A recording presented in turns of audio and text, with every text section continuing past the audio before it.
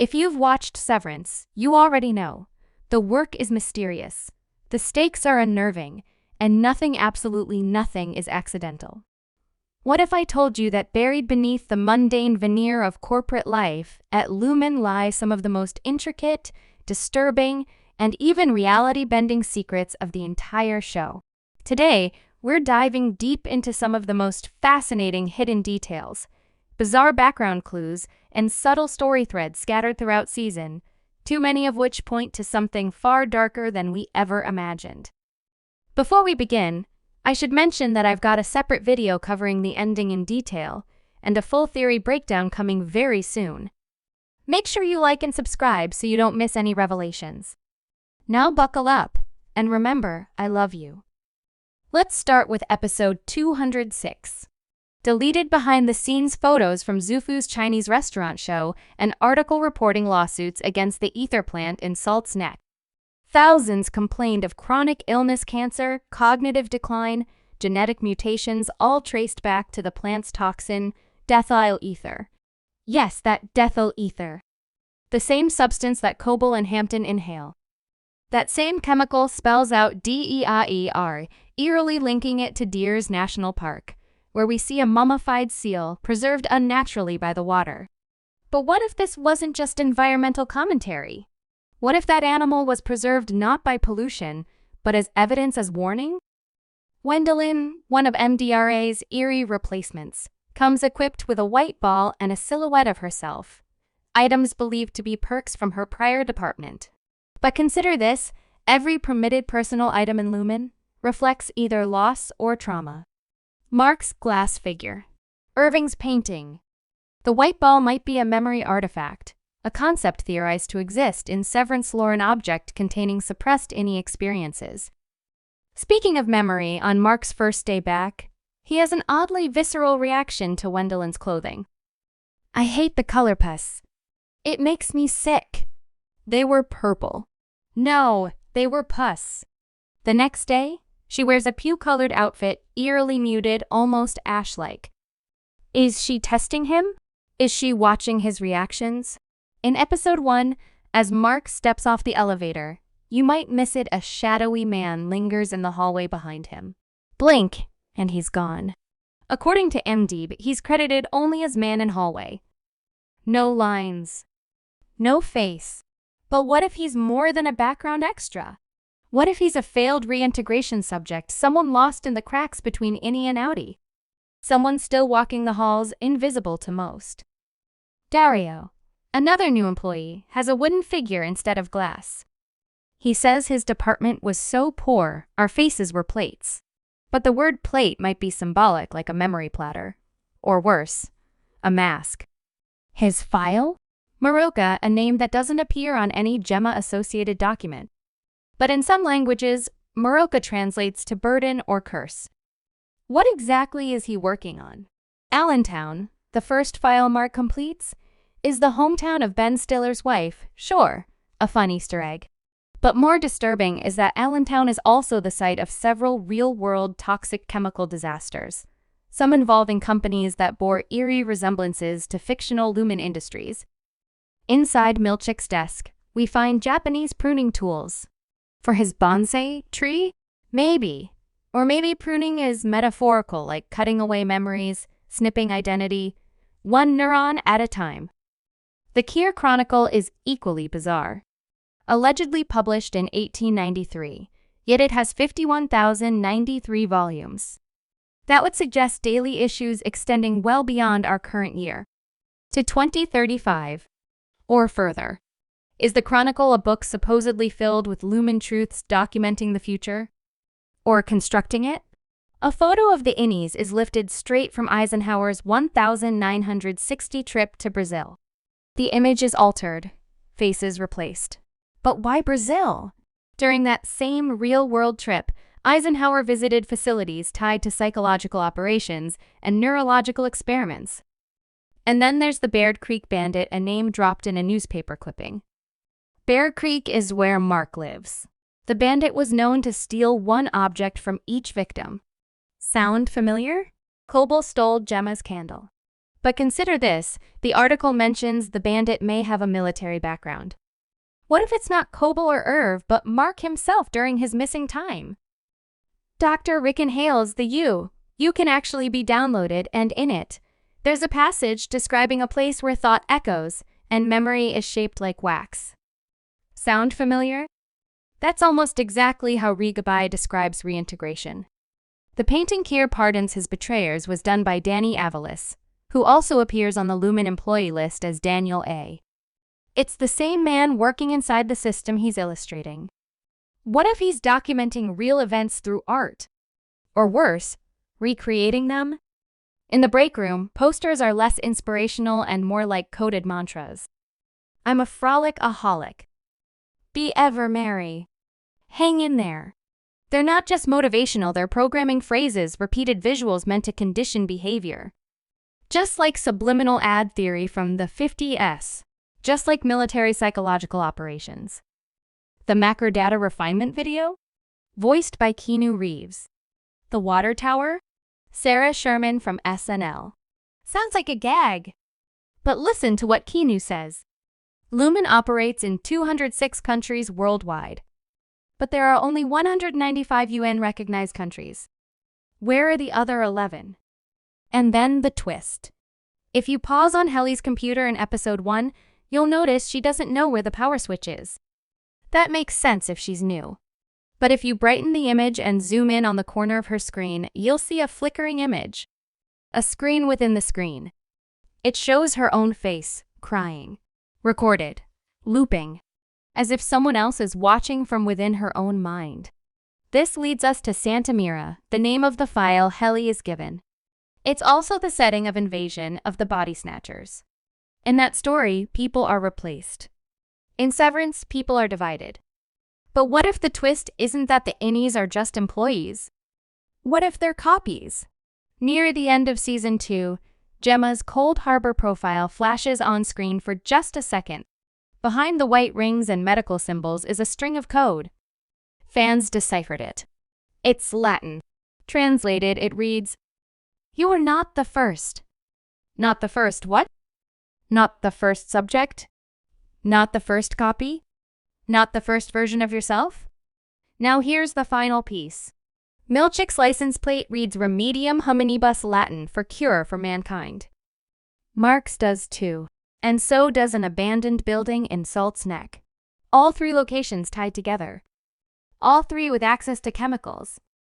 All 3 possibly manufacturing? People?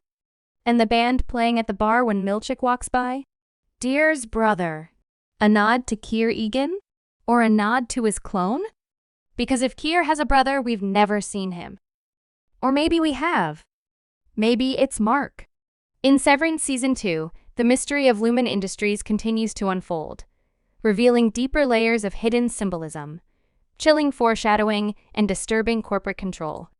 At first glance, some details seem trivial: fish tanks, locker numbers, or even cartoons playing in the background. But when viewed together, they form a chilling picture of a company manipulating reality on a level far beyond what we imagined. Irv's apartment is named after Lenora Egan, a former CEO of Lumon, while another room bears the name of another executive from the same family line. The Egan dynasty clearly maintains a powerful and persistent grip over the corporation's identity, blurring time, legacy, and authority into one. Mark has 2 fish, one red, one blue. These aren't just pets. They're visual representations of his divided life, the red fish for his innie, the blue for his outie. This duality isn't unique to Mark, it runs throughout the show, haunting every character and interaction. Locker numbers for employees all reflect the infamous sequence from the show Lost: 4, 8, 15, 16, 23, 42. The only exception? Mark's.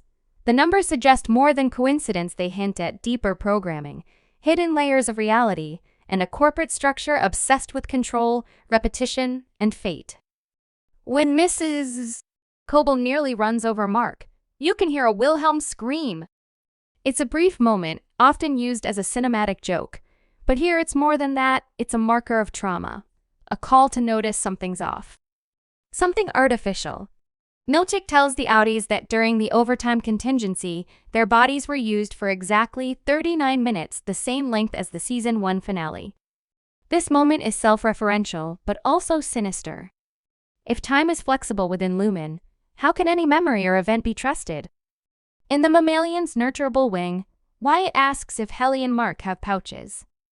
This sounds absurd until you remember season 1, when Bear told Dylan that MDR was feared for possibly having kangaroo-like pouches. At first, it's a joke until it isn't. Pouches are used to carry life. Could this be hinting at artificial gestation or genetic modification? At Dylan's Audie's home, a cartoon plays in the background, an episode of Danger Mouse in which the villain shrinks himself to microscopic size to invade the brain of the protagonist. It's a perfect metaphor for the Severance chip, an outside force invading the mind, reprogramming thought. There's a seascape painting in Mark's home, likely Montauk, a location referenced several times. In Eternal Sunshine of the Spotless Mind, Montauk represented memory retrieval, a place where lost thoughts resurfaced. Could Montauk serve the same function here? A mental anchor in a sea of manipulation? Dylan's visitation suite is decorated with ocean imagery mirroring this same theme.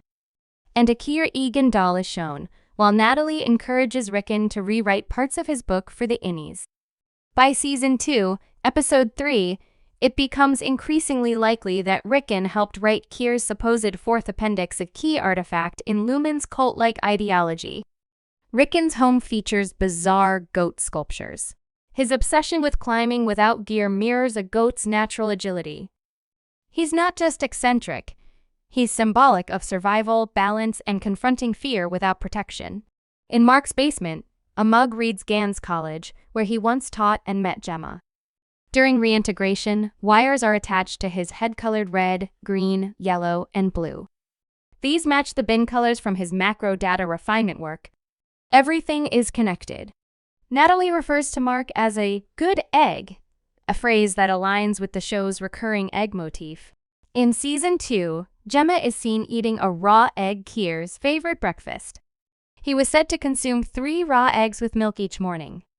Even Ragabi asks Mark to buy eggnog, reinforcing the egg symbolism as one of rebirth, transformation, and maybe even creation.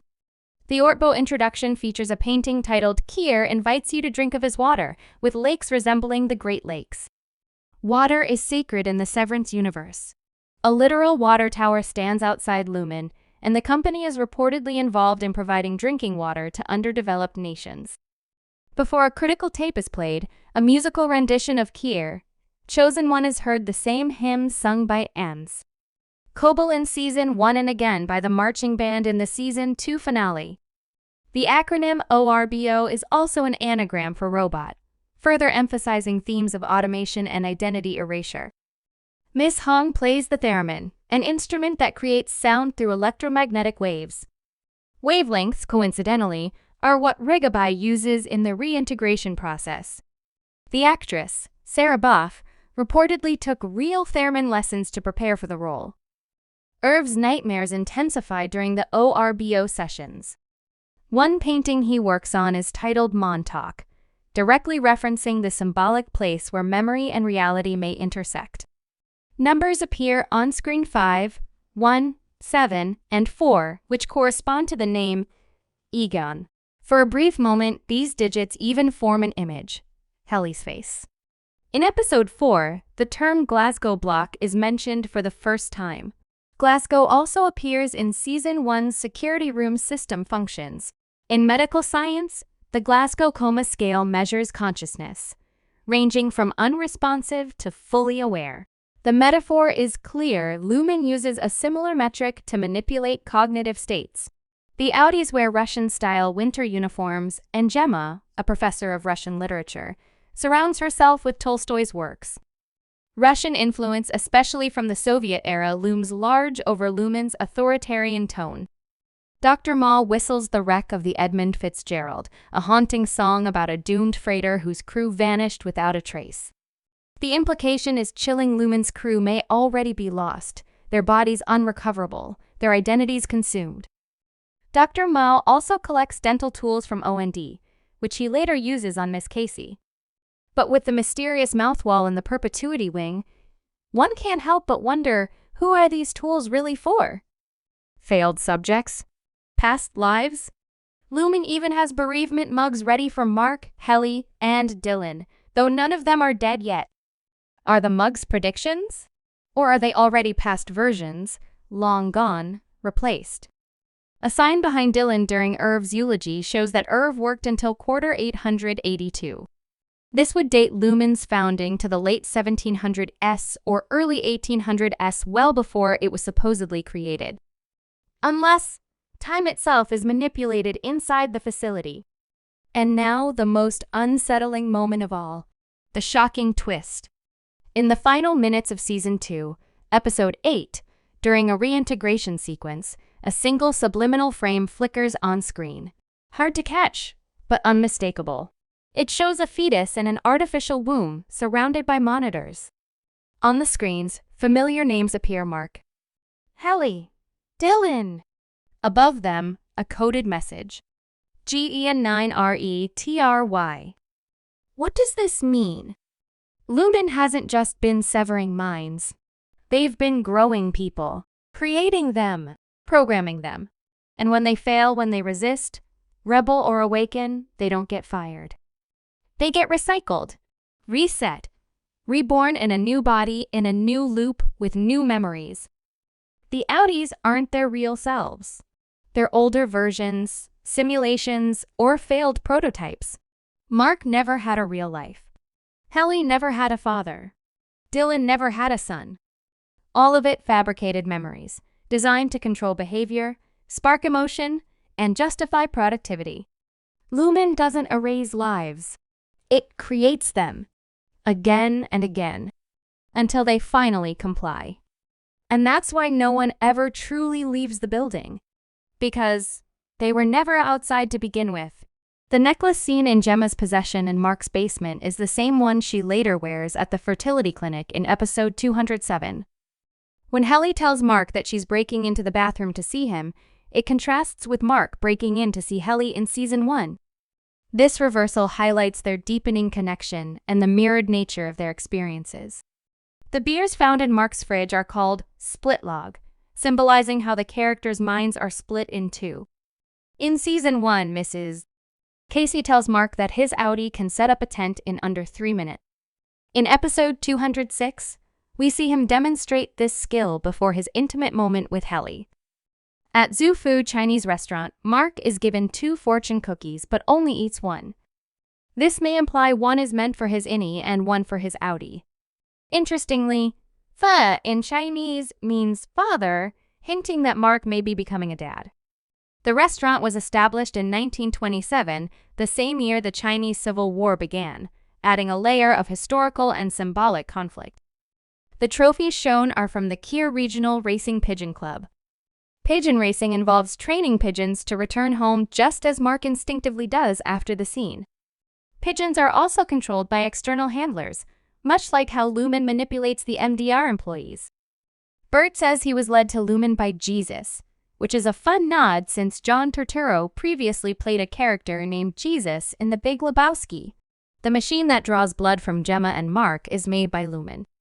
The company also has ties to the fertility clinic, where we see a cameo from Dr. Mao. The clinic's name, Bootsman, means boogeyman in German, a subtle but ominous detail. In episode 207, flashbacks are shot on film, creating what cinematographer Jessica Lee Gier calls a separate identity for the characters. The shot where the camera transitions from MDR to the watchers was done entirely in camera, with no visual effects. The cards Gemma receives in the mail are the same type created by O&D, the same ones Dylan found in Season 1. The quilt seen in Mark and Gemma's house is later used by Mark to shield his face while attempting to imprint UV light onto his eyes in the Christmas room on the testing floor. In a detail about Gemma's character, she writes poorly with her left hand in the Christmas room, but at the fertility clinic, she writes with her right. The room also contains various 3D printed objects from O&D, including instruments similar to those used by the marching band. The real-life town that stands in for Salt's Neck is located in Newfoundland, Canada. It's a town that faced economic hardship following a factory closure, much like the emotional and psychological toll Lumon inflicts on its workers. Miss Kobo lives near a peninsula called the Nine, named after Lumon's 9 core values. The mascot for the Myrtle Egan school she attended is the Fighting Kids, a reference to baby goats. Various Myrtle Egan school locations appear in the series, including one likely attended by Miss Wong. She wears a white nightgown and has a shrine to Kier, just like Kobo. A plate shown in one scene depicts Mark being pushed down by 2 women, one dressed in Audi red, the other in innie blue. Both wear black hats, suggesting they are under Lumon's control. Black represents Lumon management, as indicated by Hang and Milchick's black keycards, and the fact that both Drummond and Jaime almost always wear black. The recurring egg motif serves as a metaphor for both brain division and fertility. Jaime remarks that he wishes she took it raw, referencing Gemma's eating habits and possibly Mark as well. It's also customary not to eat eggs with silverware, as the sulfur can tarnish the silver and spoil the taste. The Cold Harbor ID number is identical to Helly's, a detail not yet explained in the series but one explored in depth in my theory video. The ring Dylan makes for Gretchen is crafted from one of his beloved finger traps, symbolizing the trap-like nature of Severance itself. Bert's final words to Irv are bon voyage, echoing what his Audi said in his retirement video. Miss Wong is being sent to the Gunnell Egan Center for Empathy in Svalbard. In the finale, the marching band performs the Ballad of Ambrose and Gunnell, suggesting Gunnell was Ambrose's wife. The fictional story Kobo tells about taking in a woman named Marcia White to the birthing center is lifted from an episode of The Twilight Zone. That episode is about mannequins who come to life to live among humans. For a full breakdown, check out my episode 209 video. Jaime tells Helly he sired many children in the shadows. The word sire was also used by Dr. Ma when telling Gemma that Mark would benefit from the world she is siring, linking themes of creation and control. Of course, many more hidden details are packed into the final episode, such as the significance of the equator and the meaning of the new painting. These are covered in my Season 2 ending explained video, which you can find linked in the description below. So now I turn it over to you. What are your favorite hidden details, clues, or symbolism from Season 2? I want to hear your thoughts in the comments below. Thanks for watching. Be sure to like and subscribe. And for more bad takes, follow me on Twitter and Instagram @ThinkStory. Until next time, remember, I love you.